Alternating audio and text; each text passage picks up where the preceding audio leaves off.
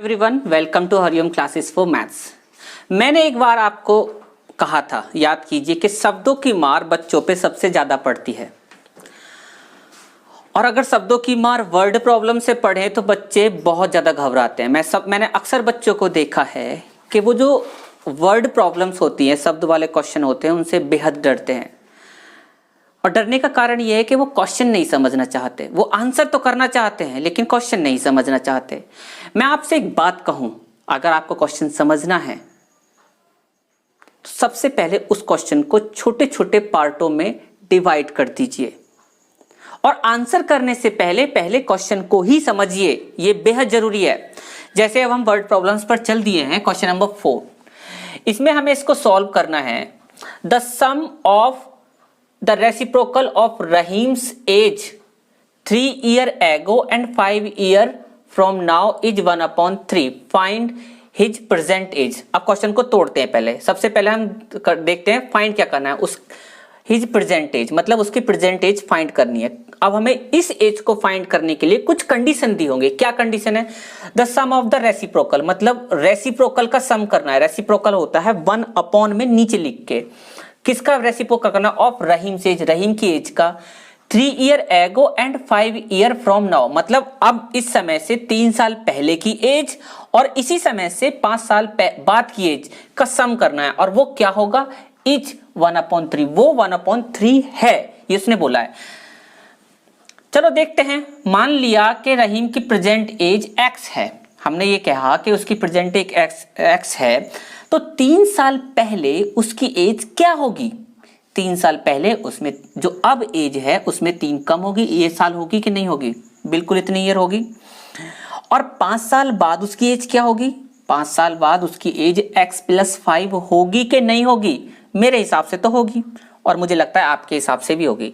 अब क्वेश्चन क्या कहता है? अकॉर्डिंग टू क्वेश्चन 3 साल पहले की एज का रेसिप्रोकल, इसको रेसिप्रोकल कहते हैं। मैंने पहले भी बताया था 1/ जो एज है प्लस 1/ जो एज है। 3 साल पहले की एज प्लस 5 साल पहले की एज का एडिशन 1/3 है, मतलब इन दोनों को ऐड करने पर 1/3 आता है। अब आप इस क्वेश्चन को देखिए, क्या ये क्वेश्चन जो इससे पिछला वाला क्वेश्चन नंबर 3 है, उसका सेकंड पार्ट है, उसकी तरह है या नहीं है?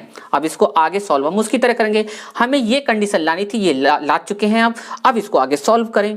आगे सॉल्व करते हैं। ये दोनों अलग अलग हैं तो इनके दोनों की मल्टीप्लिकेशन कर दी। इसकी मल्टीप्लिकेशन इधर, इसकी मल्टीप्लिकेशन इधर, ऐसे करके लिख दे इक्वल टू 1/3।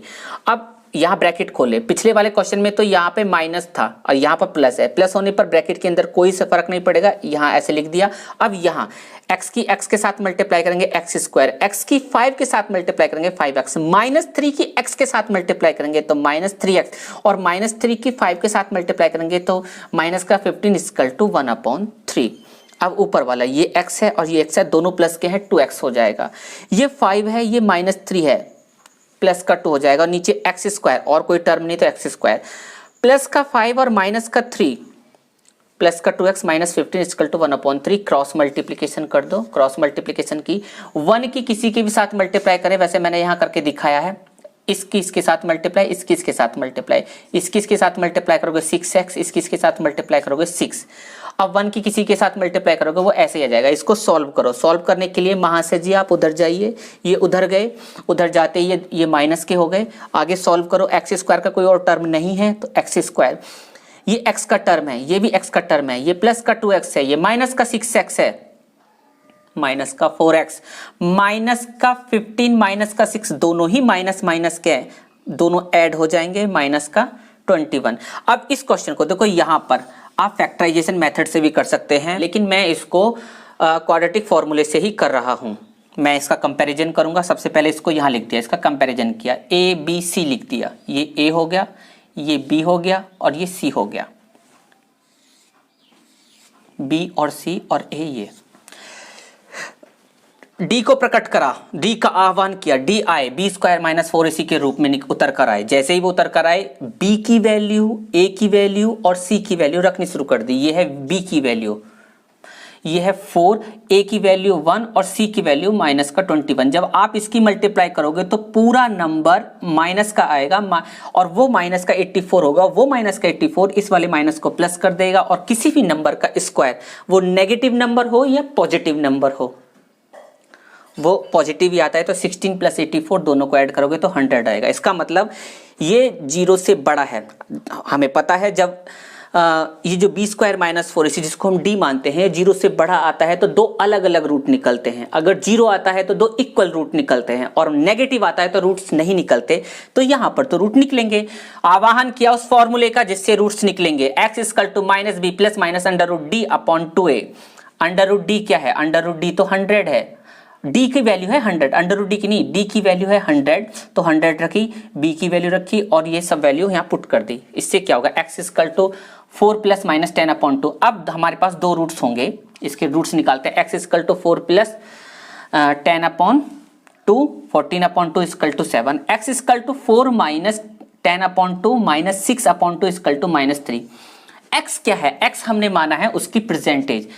-3 हो सकती है, मतलब 3 साल पहले, जन्म से भी 3 साल पहले। भाई माइनस का क्या मतलब है?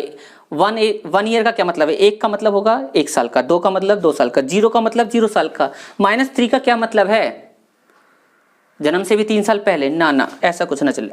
इसका मतलब इसकी एज पॉजिटिव वाली होगी। Age can not be negative, तो उसकी एज 7 साल की होगी। अभी वो 7 साल का है।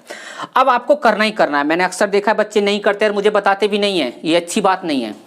आपको क्या काम करना है? आपको ये करना है 3 साल पहले, 7 साल उसकी एज है, 3 साल पहले उसकी एज बताओ। 7 में से 3 4 आ जाएगा, 7 में 5 जोड़ो 12 आ जाएगा। अब इसका रेसिप्रोकल और इसका रेसिप्रोकल 1/4 और 1/12, ये इनको ऐड करो। ये देखो कि ये वाली साइड इस वाली साइड के बराबर आती है नहीं आती है, ये कमेंट में जरूर बताना है। Thank you.